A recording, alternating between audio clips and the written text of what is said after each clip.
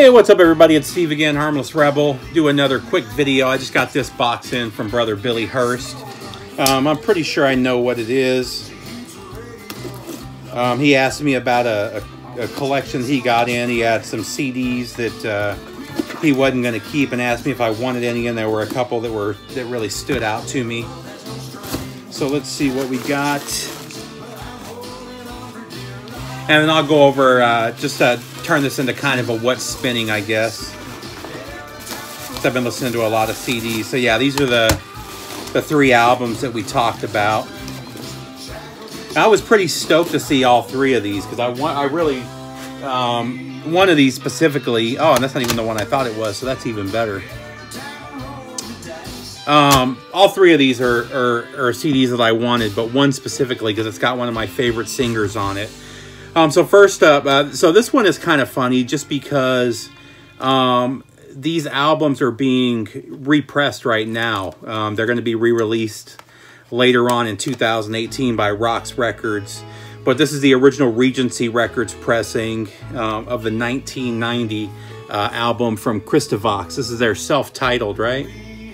So Christovox had kind of a... I don't know what you would call it. Kind of that Skid Row feel from the late 80s, early 90s. Really killer album. I think these are about to be pressed on vinyl by Rox too. I'm not 100% sure. I'm sure Scott can chime in on that because he's doing the artwork for him.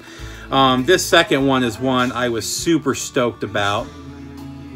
Unfortunately, oh, see, this isn't even the one. That sucks. So the debut album from this band had one of my favorite singers. It doesn't matter. I still want this album. So this is also from 1990 on Intense Records. This is Angelica.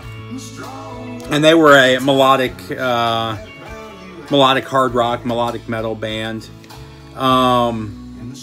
Their original singer was Rob Rock, though, who I've talked about a bunch of times. His solo stuff is amazing. His stuff with Impellitteri is amazing. He's just a phenomenal singer.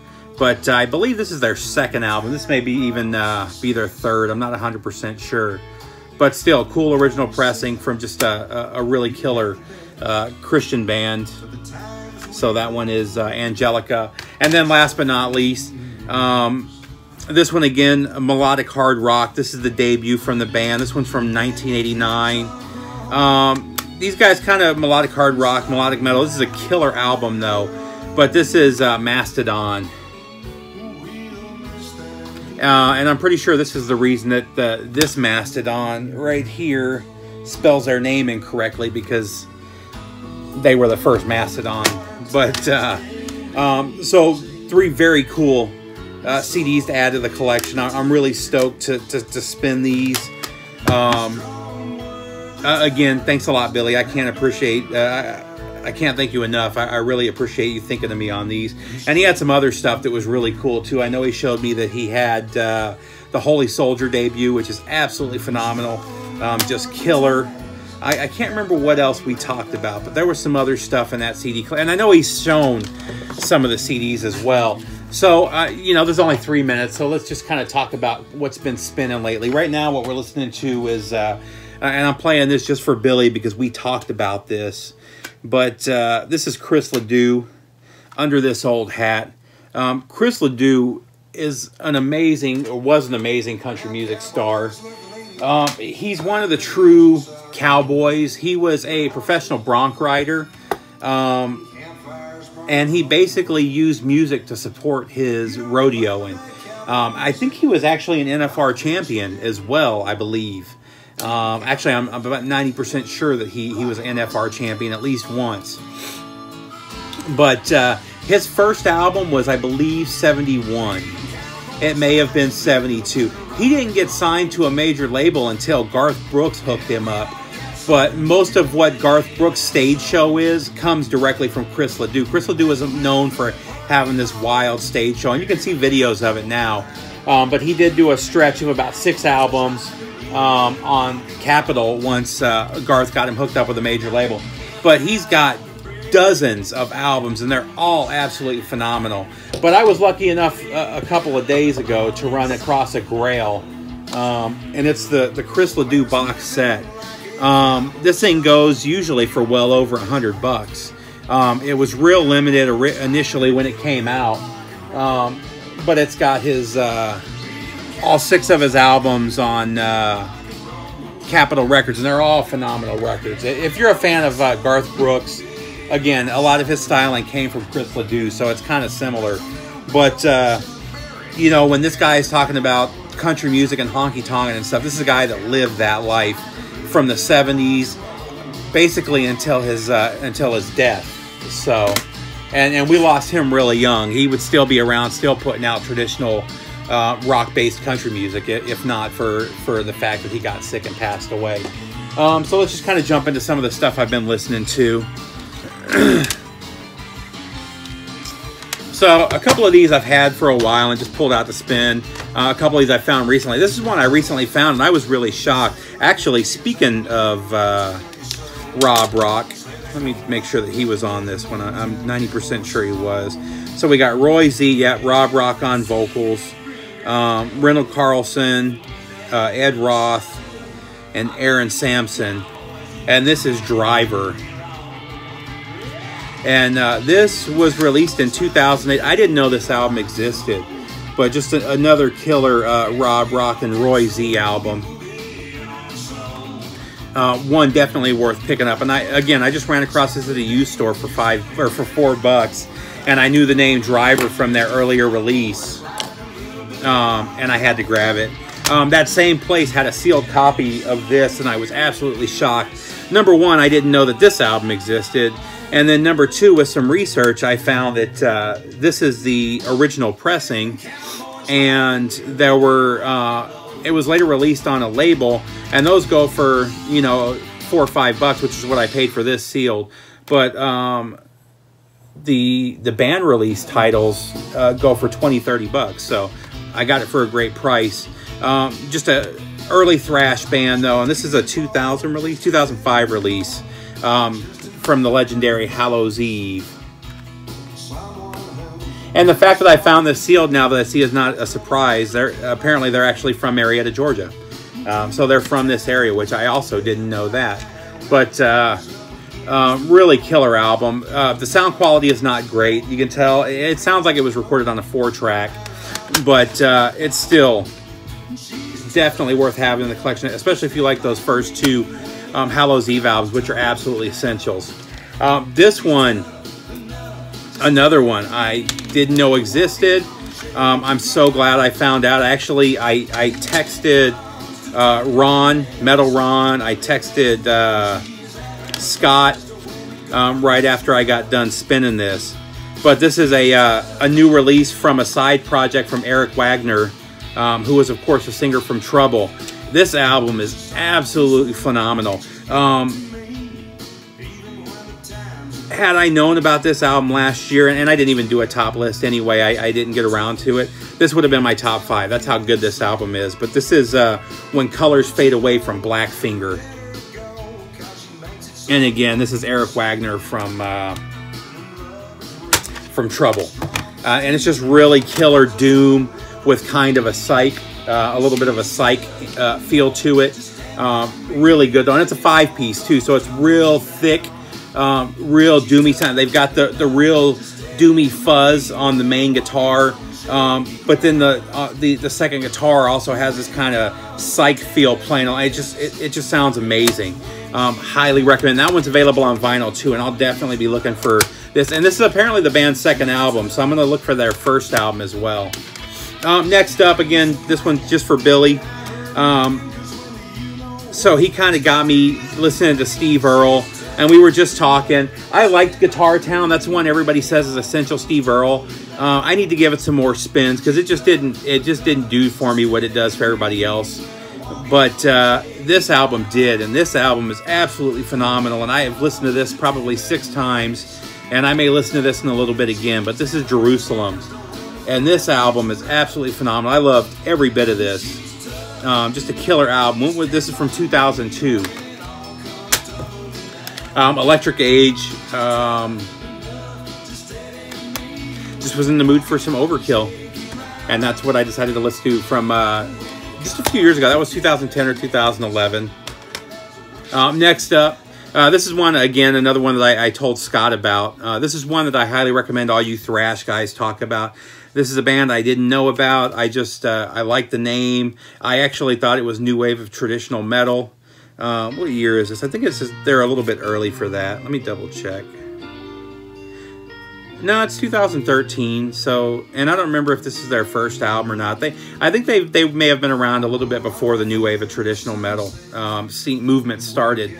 But this is Ultraviolence, and this is Privilege to Overcome. And all of their imagery that I've seen uses Clockwork Orange.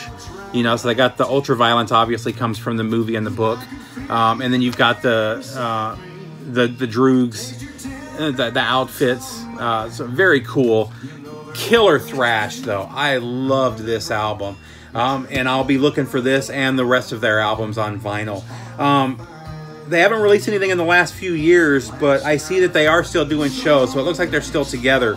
But one that I definitely recommend you guys checking out.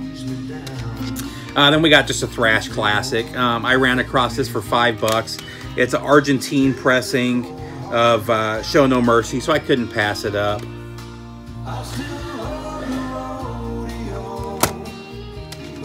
I already had this on vinyl, but this is another band. This is one that Scott turned me on to. And I don't know how I missed out on this band for so many years. And unfortunately, once I finally got really heavy into them, they split up. But this is my favorite album from the band. This is Advance and Vanquish from the legendary Canadian thrashers 3 Inches of Blood. Highly recommend picking this one up. If you've never heard 3 Inches of Blood, this is the album I would recommend starting with. I believe it's their second album, but don't quote me on that. Next up, all the hype of the Testament albums being repressed. I actually have 4 or 5 of them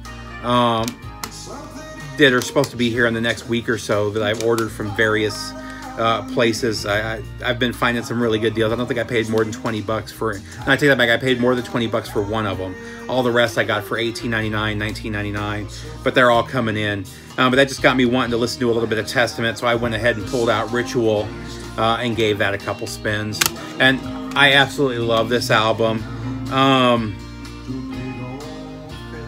When this came out, I just couldn't get enough of it.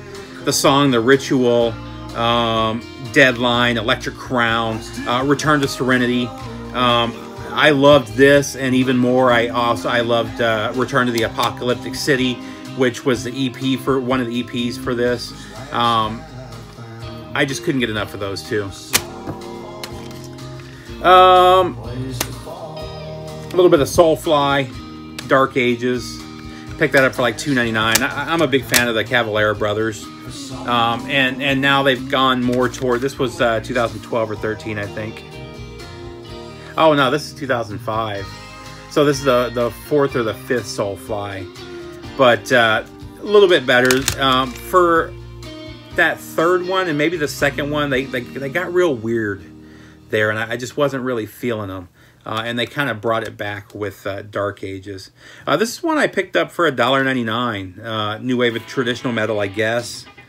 This is a band called Valhalla. This is a promo copy. But, and it's funny, they had the promo copy here for $1.99, and they had the actual CD jewel case copy for like $6. But this is their EP, Deathless. And then another EP that I picked up called, or not EP, another promo copy from Rise Above.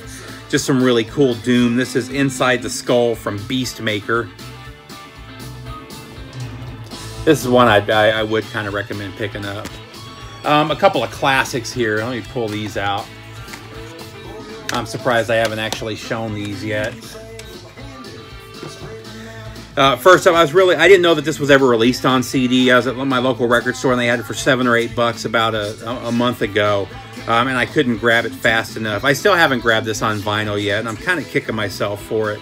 But this is Grower of Mushrooms from Leaf Hound. Just an absolute classic album. If you like Zeppelin, you're going to like these guys. Just a really cool 70s blues hard rock. Again, Steve Earle and the Dukes. Now this I do like. He is playing Guitar Town and Copperhead Road era songs on here. And live, I really like them. So I was telling Billy they just didn't do much for me. But then when I listened to this live album, I was really getting into them. So I may have just not been in the mood when I listened to those the first time. But this is Shut Up and Die. Shut Up and Die Like an Aviator from '91. Steve Earle and the Dukes. So Scott and I have talked about Nectar a bunch over the years. I've said from the beginning this is my favorite album from them. This is A Tao in the Ocean. I'm sorry, A Tab in the Ocean. This is the deluxe edition that came out, let's see, back in 2013. Again, didn't know this existed. I was in a local used CD store and got this for $5 or $6. I have the original UK pressing, and when I talked about it in a video, Aaron mentioned that the US pressing was different. This actually has both pressings, and I do like the UK pressing better. But disc 1 is the original pressing, the original UK from '72, and then the '76 release, which was the US pressing. And there's, you know, the difference is A Tab in the Ocean is a minute longer.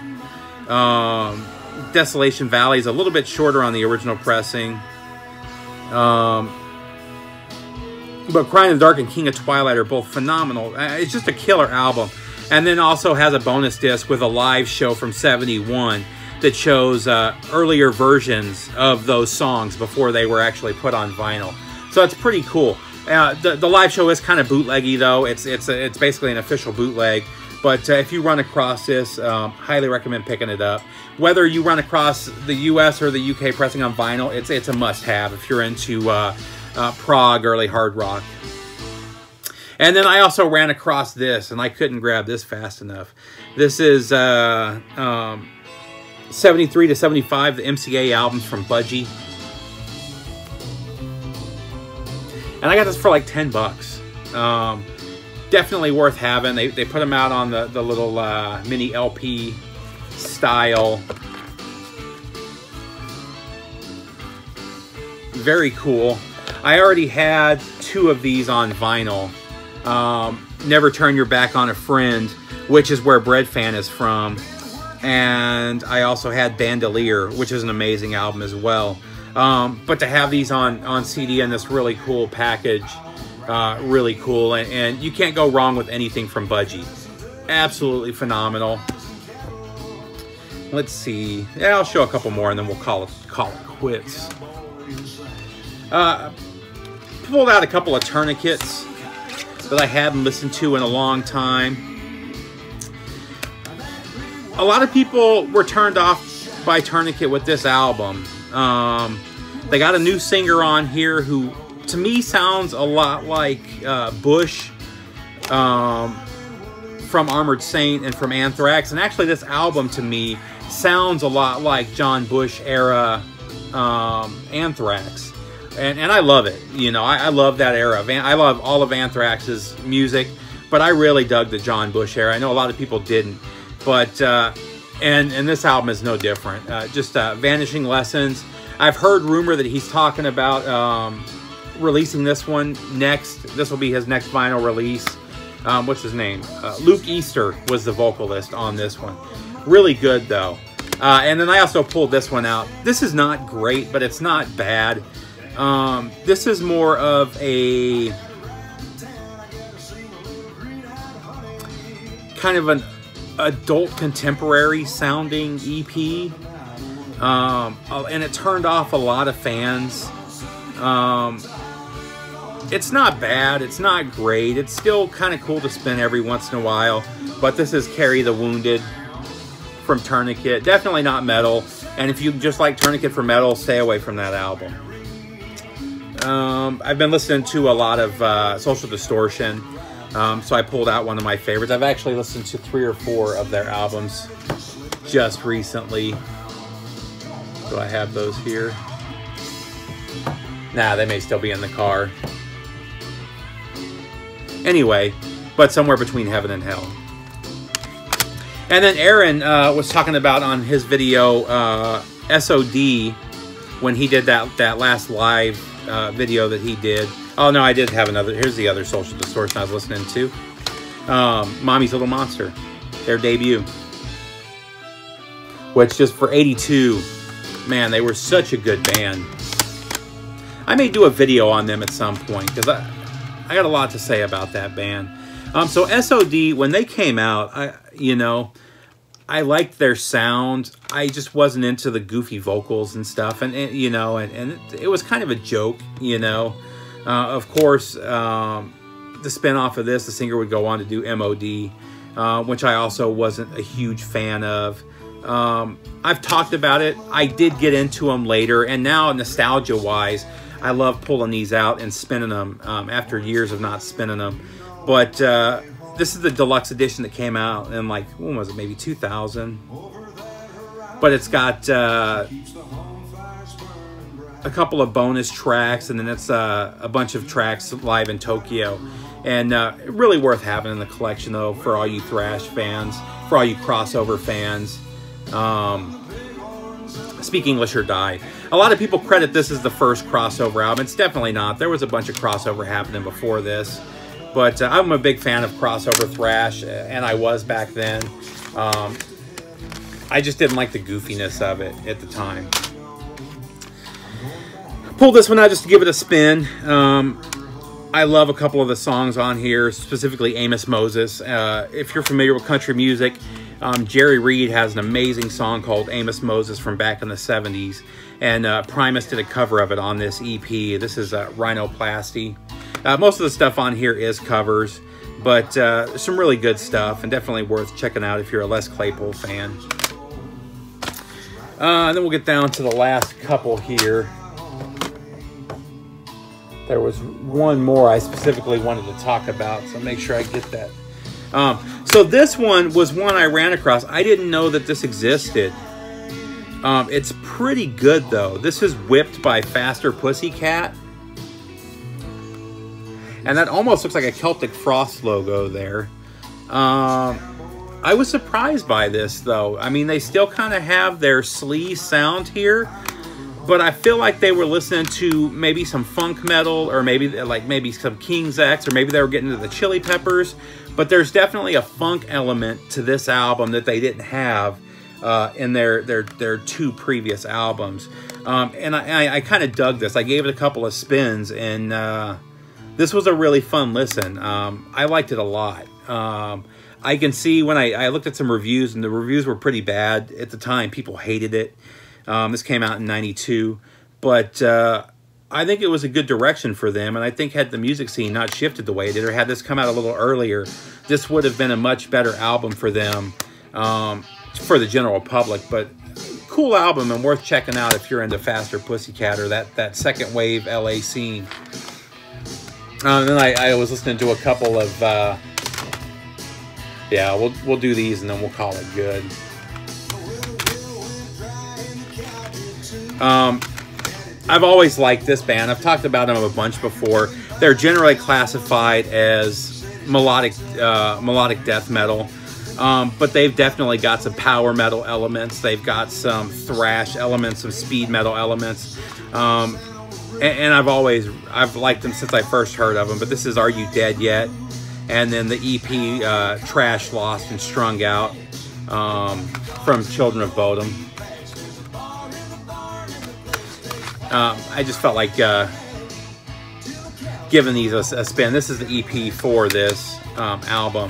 And this one had Knuckle Duster, which is a cover. Bed of Nails, which is a cover. Just really good stuff. If you're into any of those, melodic death metal, thrash, give Children of Bodom a listen.